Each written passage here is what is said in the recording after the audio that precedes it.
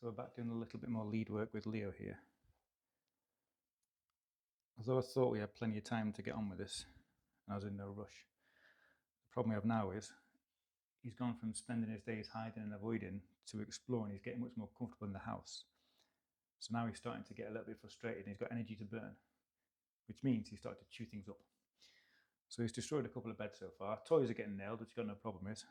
He's also started going at some household things, like settees and tables. So ideally we need to get him walking a bit quicker now, just so I can burn off his energy in a much more natural way.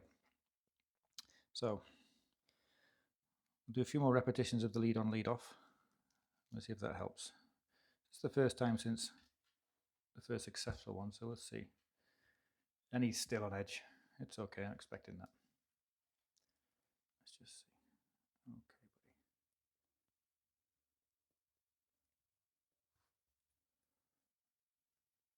So there we go. Good boy. Good boy. So we'll leave that on it for a minute. I'm going to start pushing my luck and getting closer to him. Just so we can learn that even though I'm close, nothing bad comes of it. Now I'm going to start just moving the lead a little bit so he gets used to the sensation of something around his neck, which he's before. Except maybe a bag, but we're not going to think about that. So I'll just draw it off him again. Good boy. Good boy. Drop it back on. Ready, mate?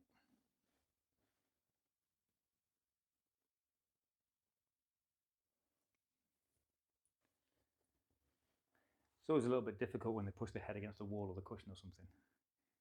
Makes it hard for the lead to go over, but you just stuck it there. There we go, buddy. So now I can also start getting my hand closer to the lead, closer to where it attaches to him. So at some point I won't need the clip and slip if I can get my fingers to it.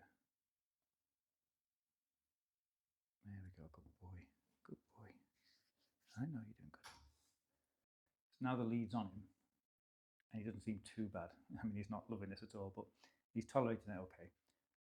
I'm going to start touching with my hand where the lead's been touching him.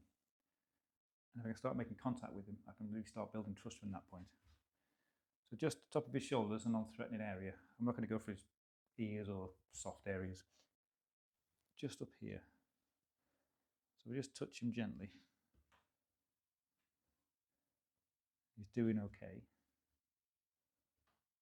Good boy. Good boy. This is the first time I've actually touched him. And again, he's not loving it, but he's not panicking.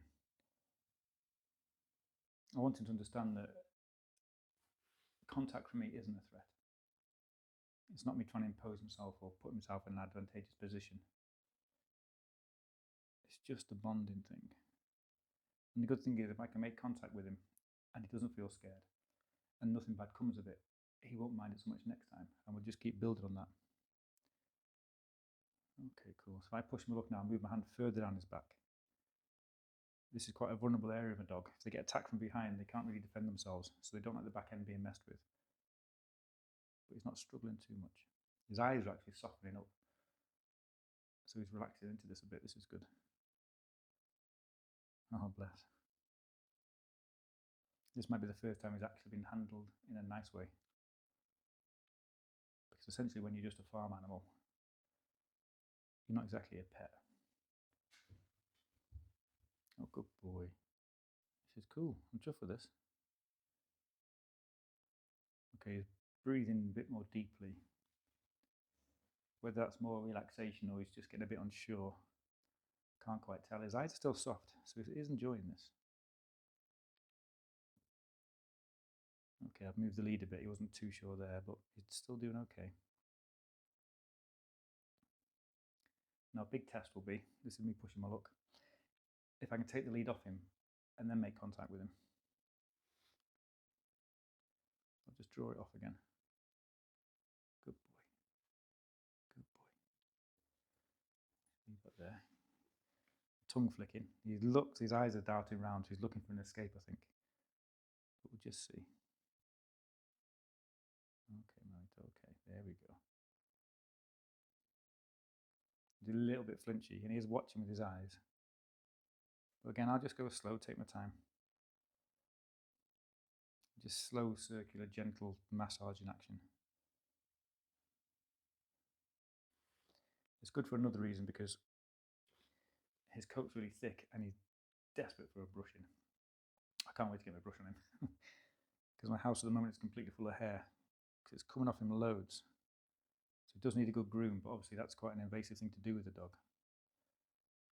So I won't even consider putting a brush on him until I can touch him all over. Once I can touch him all over, I can then introduce the brush.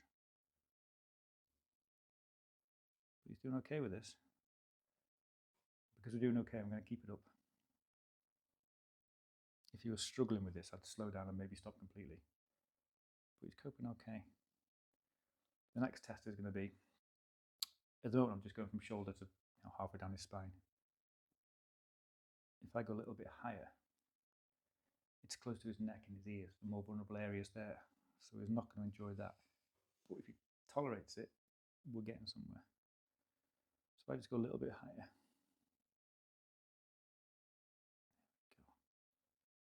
Now he's looking. It's okay, buddy. It's okay.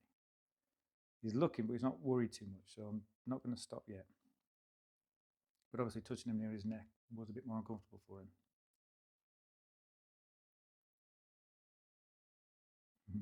Okay. So when his eyes go wider, he's getting a little bit more concerned. So when I touch his back end, he was a bit more worried. This is good. So now my thumb's just going around his ribs a little bit, again towards the softer belly underside. That's another area that dogs are usually quite defensive of. But if I can work my way towards it with nothing bad happening for him, it just builds more trust between us, because he knows my intention isn't to harm him.